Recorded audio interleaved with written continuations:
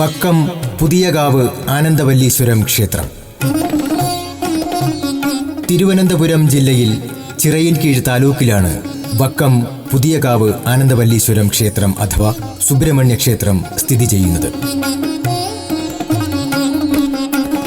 ആനന്ദവല്ലിയെ പ്രതിഷ്ഠിക്കാൻ ഉദ്ദേശിച്ച ഗുരുദേവൻ പ്രതിഷ്ഠ നടത്തിയത് സുബ്രഹ്മണ്യനെയായിരുന്നു.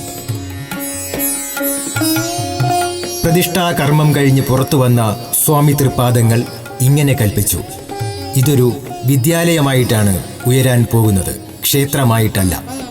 സ്വാമിയുടെ തിരുവാമൊഴി നാട്ടുകാർ സഫലമാക്കി. ക്ഷേത്രത്തിന്റെ ചുറ്റമ്പലങ്ങൾ പോലെ ഇന്നുയർന്നു നിൽക്കുന്നത് പ്രബോധിനി സ്കൂളാണ്.